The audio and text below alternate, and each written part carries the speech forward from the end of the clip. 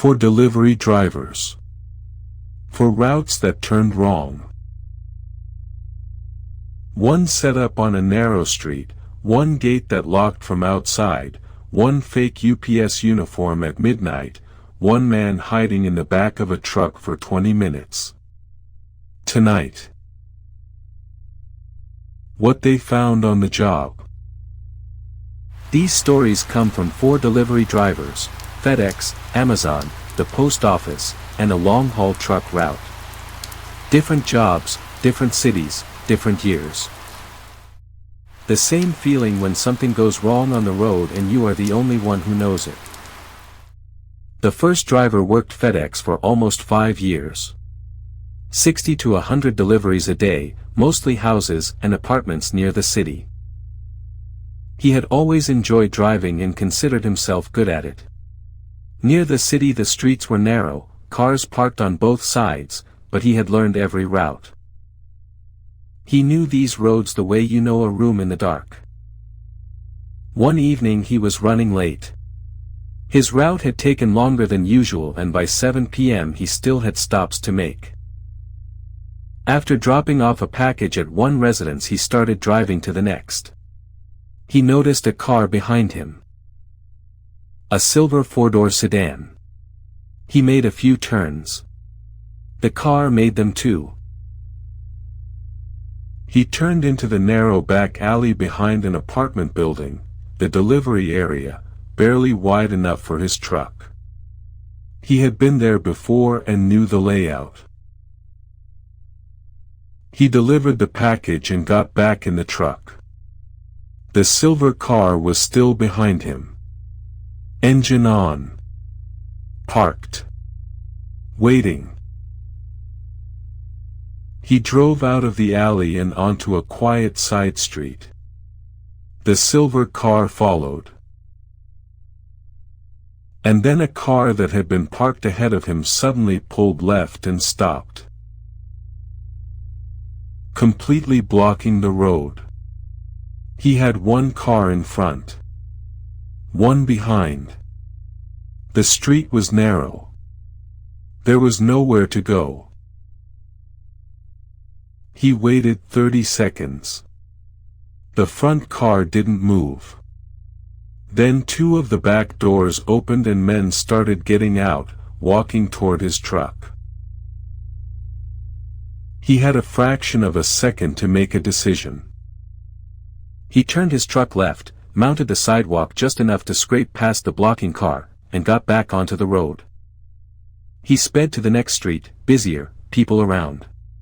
The cars stayed behind on the other street. He finished his route watching his mirrors. He never saw them again. Looking back, he has no doubt it was a coordinated setup. He still thinks about how close it was. He no longer works for FedEx. He will never forget that night.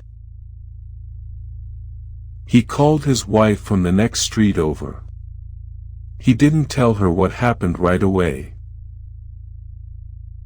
He just asked her to stay on the phone while he finished the route. He said he needed to hear her voice. She asked him why.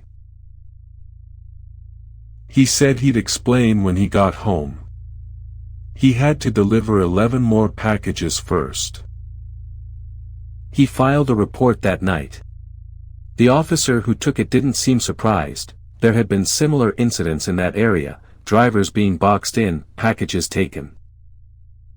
It was organized. He never heard whether they caught anyone. He still thinks about the 2 men who got out of that car. How certain they looked walking toward his truck. Like they had done it before. The second driver delivers for Amazon. He goes to dozens of houses every day and most of them blend together after a while.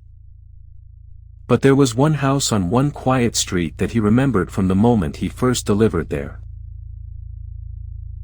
The house had 2 floors and a big tree out front.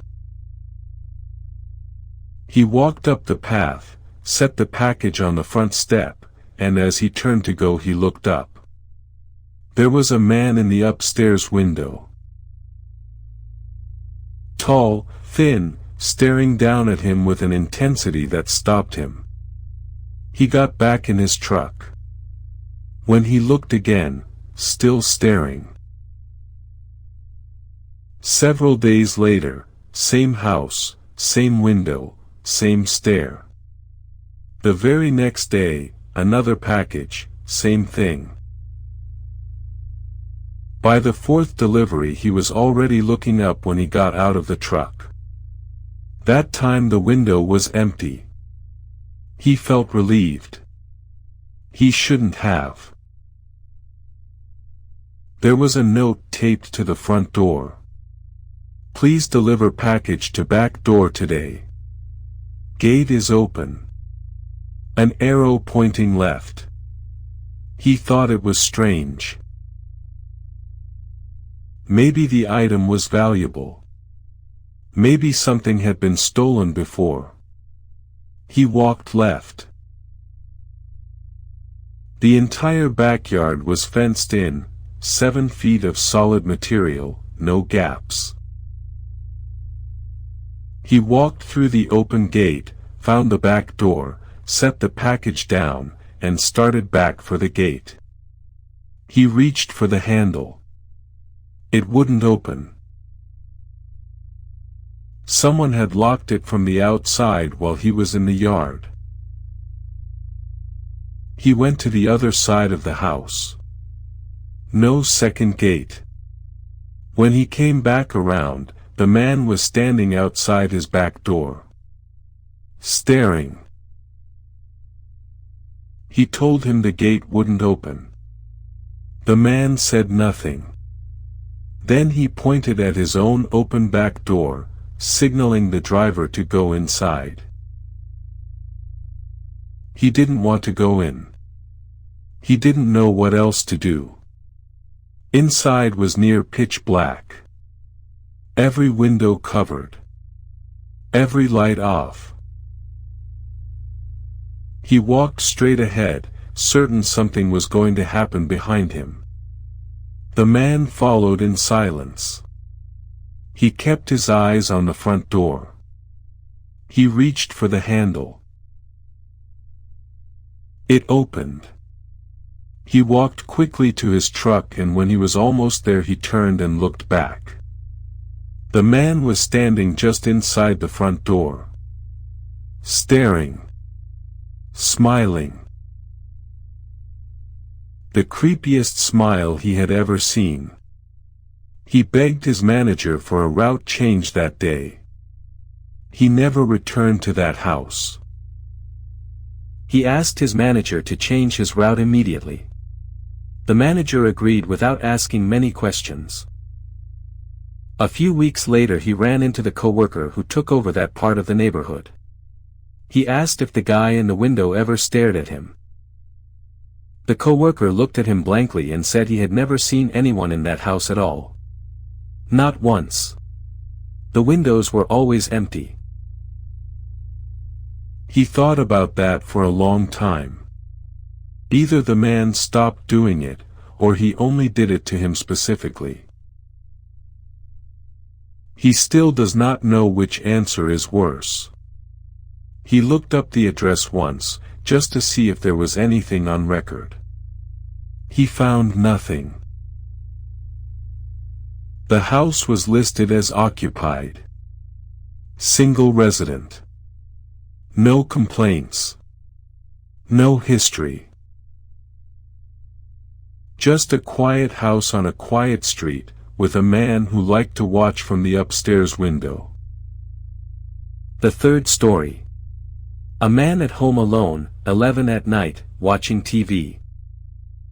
He looks out the window and sees a UPS truck parked on the street between his house and his neighbor's. He finds it odd. He keeps watching TV. At midnight he turns off the living room light. The truck is still there. Nobody parks on this street. Everyone has a driveway. He has never seen a UPS truck here at this hour. He shrugs it off and goes to get ready for bed. A few minutes later he goes back for something and looks out again. The truck is still there. And now a man gets out, full UPS uniform, brown jacket, brown pants, hat, sunglasses. At midnight. He is carrying a box. He starts walking down the street. The man reaches his driveway and starts walking up toward the front door. He hasn't ordered anything. He watches as the man sets the empty box on the front step. Then the man reaches into his jacket and pulls out what looks like a crowbar. He ran to the front door and turned on the outside light. The man calmly put the crowbar back in his jacket. Turned around. Walked back to the truck. Got in. Left without hurrying. The box on the step was empty, just cardboard. Police caught a man connected to several robberies in the area about a week later. He had worked for UPS years before but was no longer an employee. He had been posing as a driver to walk through neighborhoods in the day and scope houses, then returning at night. Multiple houses within a mile were broken into. His would have been next if he hadn't turned that light on. He turned the light off and the man assumed he had gone to bed. One switch. That was the only thing that stopped it. He still thinks about what would have happened if he hadn't gone back to get something that night. He found out later that 3 houses on his street had been broken into over the previous month, all while the residents were asleep. All in the same window between midnight and 2 a.m. The man had been working that neighborhood for weeks. Parking a block away, watching, timing the lights going off. His house was the last one on the list. He was the one who got lucky. The detail that stayed with him was the uniform. Full UPS brown, jacket, pants, hat. The man had kept it from his time working there. Had pressed it, worn it deliberately. The police said he had been doing this in multiple neighborhoods across the county. Nobody looked twice at a delivery driver. That was the whole point. You see the uniform and you stop seeing the person. The 4th driver works for the post office and has for many years. His route includes several apartment buildings. Most days they're uneventful. But about a year ago, one of those buildings gave him 3 weeks of escalating trouble from the same person. The first day, he parked in a tight spot between buildings and went to deliver.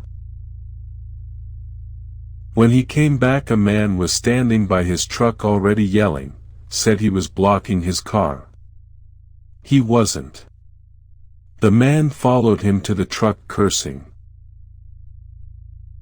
When he finally left, he screeched his tires and came within a foot of hitting the truck while flipping him off. He mostly forgot about it the next day. Found a proper space, delivered the mail, came back to find his truck ransacked. Mail out of place, everything thrown around. He had left the door open, a bad habit. He had a good idea who did it. He emailed building management and filed a report. The following week at the same building, he delivered all 4 mail sections. When he came back, all 4 tires were slashed. He looked up and the same man was standing on a patio, laughing. He walked over. They argued. The man said he was lucky it was only the truck. He called the police. Officers arrived and arrested the man, and they seemed to already know him by name. He didn't even live in the complex. He was at his ex-girlfriend's apartment. He never saw him again after that. One of the officers told him afterward that the man had an extensive record: property damage, assault, harassment. He had lost his apartment, his job, and his girlfriend in the same month. He was living out of his car in the complex parking lot when this all started. The rage wasn't really about the parking space. The driver just happened to be there on the wrong day, and became the target. He still does the same job. Different route now, different buildings, different faces. He says most days are completely normal, music on, packages sorted, done by 4. But he checks his truck when he comes back to it now. Every single time. He says it takes 3 seconds and he will never stop doing it. Some habits you earn the hard way. The last story. A long-haul driver making his final delivery of a long day. A business after hours, back loading area, mostly empty and dark. While he waited for the door to open, he noticed a man walking around back there. He didn't think much of it. He completed the delivery, loaded back up, got in the truck, and drove the 20 minutes back to the depot. He parked. Started walking away. And then he heard a sound from inside the truck. It was late. He was the only person in that part of the lot. He went back and opened the cargo door. A man was standing inside, the same man he had noticed walking in the back area of the delivery site. Somehow, sometime during the delivery, he had climbed in and hidden behind a stack of crates. The moment the door opened, the man jumped out and ran, as fast as he could, down the street, around a corner, gone. The driver stood there in disbelief. By the time he thought to do anything, the man was out of sight. He still does not know what the man wanted or where he was trying to go. He was in that truck for 20 minutes.